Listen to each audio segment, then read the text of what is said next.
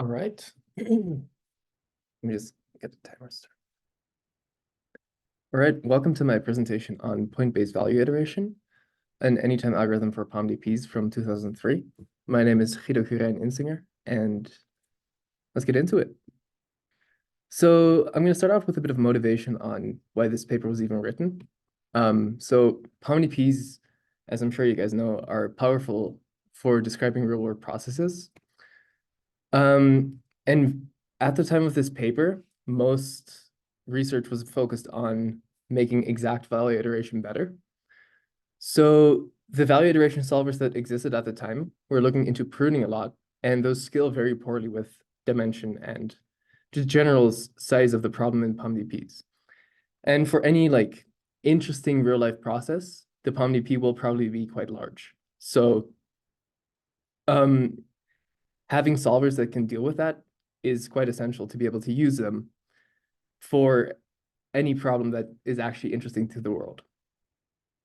And they scale quite poorly, both due to the curse of dimensionality and the curse of history. As I said before, the pruning strategies are useful, but they mainly impact constant factors in terms of time of the algorithm rather than the order of the growth. And I'll go through exact value iteration in a second to show why that is such a problem. In most domains, the curse of history outweighs the curse of dimensionality, according to this paper, which they actually have another paper they cite for this. So essentially, this paper is going to try to tackle the curse of history, and then they claim that if the curse of history is tackled, the curse of dimensionality is no longer as much of a problem. And finally, for the specific approach of this paper, most POMDP problems are unlikely to reach most points in the belief simplex. So with that, in exact value iteration, the entire belief simplex is described in the value function. And this paper will take an approach of simply essentially smartly sampling points in the belief simplex and then tracking those throughout time. And with those points, attempting to describe the full value function by only updating at sample points. So the contributions that this paper made, this paper introduces PBVI, so point-based value iteration, which is an approximate POMDP solver. So in past iterations of simply using exact value iteration, even using pruning, the value updates take exponential time. And this algorithm is actually able to do it in polynomial time, which is a huge upgrade. And because of that, it's able to solve much bigger problems than other algorithms. One of the main examples they use is TAG, which I'll go through at the end of my presentation. And in addition, they also have theoretical bounds on errors introduced by the PBVI approximation, which is always helpful to be able to actually use an algorithm like this. And without any theoretical bounds, it's hard to ever trust what the algorithm is actually doing. So I'm going to jump straight into the general POMDP formulation that they use. I'll try not to stick on it too long, but essentially it's kind of a standard formulation where we have a state space, an action space, an observation space, initial belief B0, the transition probability and observation likelihood, reward function and discount factor. So compared to an MDP, the main new thing is the observation part. So essentially, we no longer assume that we can observe what state we're in, and instead we're going to hold a belief over where we think the state is, and we can update that belief based on the observations we get, which in the observation likelihood can give us a value of how likely it is to see a certain observation in a certain state when a certain action was taken in the last time step. So just a bit more on POMDPs in general. So because we don't know what state we're in necessarily, we can track the belief. And this belief is actually a sufficient statistic for a certain time step. So we keep the Markov property by using the belief, and we don't have to look at the past information anymore, and everything is tracked in the belief. We can update the belief according to this equation right here. And essentially, how this shows up or logically in my mind is if we have a belief at a certain time step. Then we go through all the states, we see to check the belief at a new time step at a new state, we have to go through all the past states, see how likely it is from those past states to transition to the S prime, and multiply that by the belief of the previous state at S. And in addition, we also need an observation to do this. So we're going to see how likely it is to get the observation that we got at S prime. So we have to take a bit more into account than in a normal MDP. And we have this eta, which is simply just a normalizing factor. And just like in an MDP, we have to find a set of actions from A0 to AT that will maximize the expected reward. Here we can see the discount factor showing up just as normal. And the value function for POMDPs that is used in the paper is essentially just the same thing as the value function would be for an MDP, but now instead of states, we have the beliefs. So for the value function at a certain belief, we have to check what the maximum or the action is that maximizes this function right here. So that is the reward at the current belief, taking an action. And then we also take into account the all the beliefs we can transition to. And again, we have that same value function at B prime. So already we can see that this is very hard to optimize because the value function shows up in both parts here. So we're going to talk about how to solve that. When this function is optimized exactly, it is always piecewise linear and can be described as a set of alpha vectors where each alpha is an S-dimensional hyperplane. So we just end up with a bunch of lines in 2D in whatever D that will simply be hyperplanes. And the value function can then be described as the maximum alpha vector at a certain state. Or I should word that better. The value function is always the alpha vector that, when multiplied by the belief, will give us the maximum value. We can also recursively generate new value functions. Again, this is the general form. So this is actually just the same equation as up here, but then we have to write it out in terms of states because that's the definition that we were given for the transition function, the observation likelihood, and everything else. So in this case, alpha prime is actually our previous value function, so the Vn minus 1. I made this note here that I think it's a bit weird for the notation because in most of the steps of POMDPs, primes are usually used for future states, like up here. But let's not worry about that. So alpha prime of S prime is simply just the Vn minus 1. So essentially the difference between what we have up here and down here is that rather than the actual value function, which is the exact form, if we want to update it, we have to use the previous one. So at a certain belief, again, this is just saying the reward at the belief taking action A. And this is just a more written out version of this, again, using the state functions. So we essentially check all the future beliefs we can get to, their probabilities, and then we multiply it by, in this case, the previous value functions value. So there is some related work that I wanted to go through real quick. So there's some exact value iteration methods. These will generally only work on small POMDP problems, again, because of that exponential growth. Then we have some grid-based methods, which this is one of.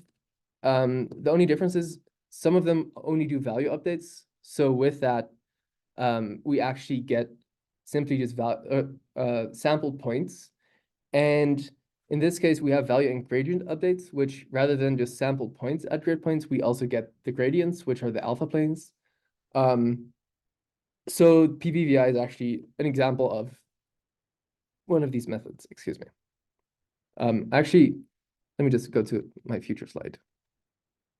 Yeah, there we go.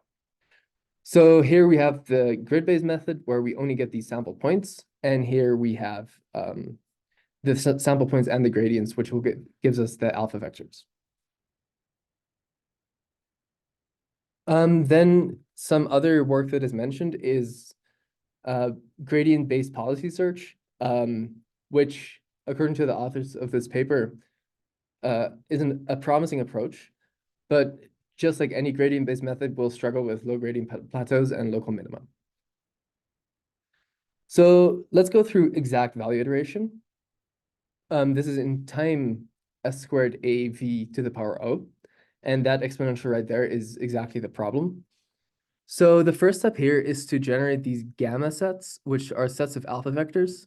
The first one here is simply just creating these alpha vectors for just the reward, and it does that for all actions. And the second part is for each combination of action and observation, we also generate like a kind of pseudo alpha vector, maybe that's the right term. And essentially what this is saying is at a certain state S, we check all the S primes we can get into, so we can transition to from that S. And then for the observation that we're checking, we see how likely that is, and we get the transition probability, and then we simply use, again, the previous iteration's value function, so in this case, an alpha vector, at that future state to see the value, or to update the value at S. So essentially we just here get the reward at that state S, and here we get the reward, or the expected reward, at the next time step by using the discount factor and checking out all the different spots we can end up in. And this iteration is proven to converge due to contraction mapping. I'm not going to go into that right now because I'm trying to stick to the paper's content, but that's another interesting topic. So step 2 here is actually where it gets very problematic, because we cross sum over all the observations. And here each gamma vector has the size of v prime, which is our previous set of alpha vectors describing the value function. So taking a cross sum of O of these v prime sized gamma sets actually leads to something the size of v prime to the power O. And at the end, we take the union over all actions, because these first two steps we do for all actions, as you can see right here. We get a worst case size of A, the size of the action space, times the size of the previous solution to the power of the size of the observation space. And this happens every single time step, or every single iteration step. So you can see how that would become very problematic very fast. So then for PBVI, this is in time SA V prime OB. And the first step is actually the exact same. So we generate the same gamma A comma O vectors, or actually sets of alpha vectors. And each or then we use those to generate these gamma AB sets. And they're actually exactly the same size, because here we sum the gamma A star, and then we add whatever alpha vector in A comma 0, or A comma O, sorry, gives the maximum argument for alpha times B. And here's where it gets interesting, because rather than going over all observations like an exact value iteration, no, we have this capital B, which is a belief set. And here we simply track, this is the set of beliefs that we will track over time. So we generate one of these for each single belief in there. And then to generate the value function, we take the argmax of these gamma ABs multiplied by the belief. So essentially what we do is, for each single belief in our belief set, we see which of these gammas maximizes the belief there, and then we save the alpha vector. So for every single point, I'll quickly go through here. So for every single point in our belief set, we check which alpha vector is maximum there, and that's the ones we save. So it could be that there is another alpha vector running in between here that we're not tracking. And that's why it's an approximate solver. But overall, we'll see that this generally does give very good results, especially if we choose our belief set smart. So I've talked about pruning before for other algorithms, and PBVI actually doesn't prune that much. The only pruning that happens is if we have, so say our belief set is shown right here. So B0, B1, B2, and B3. And if two belief points have or support the same alpha vector that maximizes the function there, the value function, then we will simply only track one of those alpha vectors. And here we can see that corresponding to this plot, our value function will be the set of alpha 0, 1, and 2. And we don't have this alpha vector double in there because that will be pruned out by the algorithm. So for the belief point expansion, the way this algorithm will increase the size of his belief set is by, for each B in the belief set, stochastically simulate a step for each action in the action space. And then it takes the L1 norm to see which belief that is generated by this stochastic process is the furthest away from B. And the furthest away, in the end, they use the L1 norm to decide that. But in a footnote, they actually say that they also tested the Euclidean norm. And for both, the results were very similar. And what this means is that because for each B in our belief set, we do this process, and we only keep one new belief, B at most doubles in size for every step of belief point expansion. And the way this algorithm works is it interleaves belief point expansion and value updates back and forth.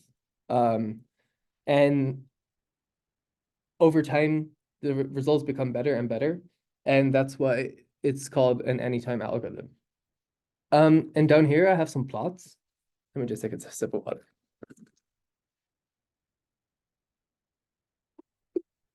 Sorry. So this is the method that they actually stuck with, what I just described. And just to validate that method, they also compared to some other potential methods that they could have used. So RA is simply just a uniform distribution over the belief simplex. So with that, they will sample a random belief to add to the belief set. And we can see that in both of these, it already kind of underperforms under the other methods. SSRA is essentially the same method as here, where it stochastically simulates a step, but then for a random action rather than for all actions. SSGA is stochastically simulating a greedy action. So for that, it looks at its previous value function and sees which action has the largest expected reward and chooses that action. And we can see that for the first two problems, those actually all perform quite similar, besides the RA. And QMDP is also thrown in there as a comparison. But for the last domain, which is tag, which is the larger domain, we can actually see that SSEA, which is this process that I described here just now, which is stochastically simulating each action, this starts to majorly outperform any of the other methods. And this is explained to be happening due to the size of the domain of tag. So I'm quickly going to go through the theory because I see I'm running a bit low on time.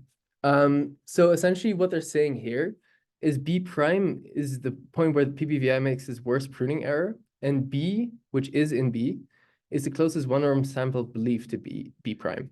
So what we're saying is if we had this picture right here, and we're just saying wherever B prime is not sampled by our belief set, and we're going to look where that is the worst. So then PPVI makes an error of at most alpha prime times B prime minus alpha times B prime, which makes sense because alpha prime is the vector that we should have had if we did exact value iteration, but we don't have. And instead we have alpha to describe the value function at B prime. So essentially what we can say, because alpha is maximal at B, then alpha prime times B will be less than alpha times B, because B is something that we evaluated. And here we simply just go through some algebra. And here we use Hölder's inequality, which we also use in a homework, as far as I remember. And here we get the one norm of b prime minus b, which is then just defined to be this epsilon b, which is the largest error that we can make, because this b prime is chosen to be the furthest point away from our belief set. And the alpha prime minus alpha infinity norm is simply just evaluates to R max minus R min over 1 minus gamma. And as explained here, the last inequality holds because each alpha vector represents a reward achievable starting from some state and following some sequence of actions and observations. Then from this, we can essentially just, I'll try to go through this quite quick. We can do some algebra on this VNB minus VN star. So what that means is we're basically checking the error for the optimal value function at a certain horizon compared to the value function that is found by this PBVI with the belief set B. And essentially that comes down to this R max minus R min epsilon B over 1 minus gamma, because it's simply the n prune. And then actually this becomes recursive. So we get this gamma times eta n minus 1. And if you look at the geometric series, I actually worked it out yesterday, and it does work out as far as I know. Then we can also just define this as R max minus R min times epsilon B over 1 minus gamma squared. So one of the domains that was tested on is tag, where we have one of the robots is trying to run away, and it has omniscient knowledge of what's going on. And in 80% of the time, it will optimally move away from the robot that's chasing. And in 20% of the time, it will stand there. And the robot that's chasing is actually completely unable to see anything and can only observe the robot that's chasing when they're in the same cell. So the rewards on that, here it's compared to QMDP, which is simply just assuming that a POMDP is fully observable and planning for that. So QMDP doesn't really take into account anything that has to do with observing. So we can see that in tag, PBVI quickly starts to outperform QMDP. And it also starts to outperform IncPrune, which is something I looked up yesterday and is an algorithm which uses exact value iteration and then simply uses pruning. And we can already see that PBVI in the timescale updates a lot faster than IncPrune.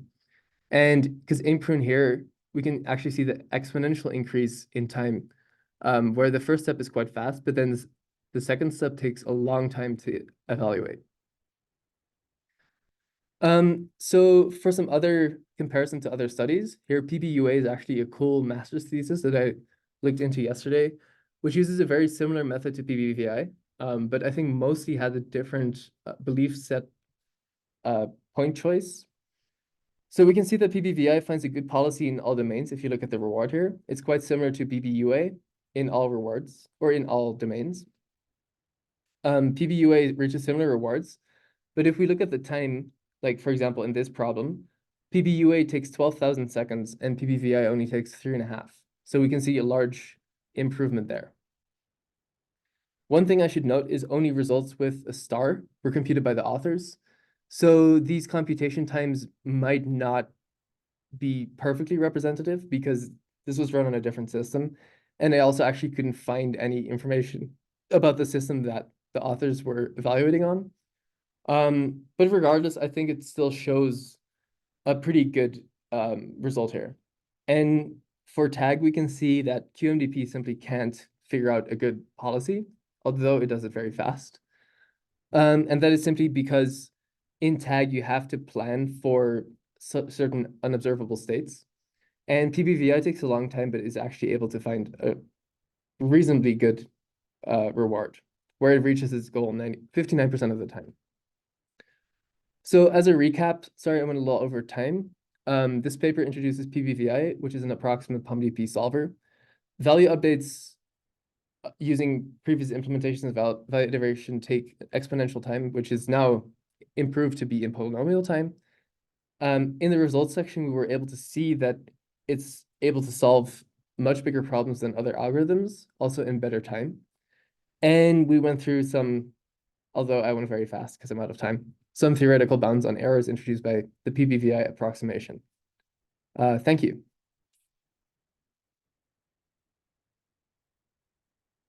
How do I stop recording?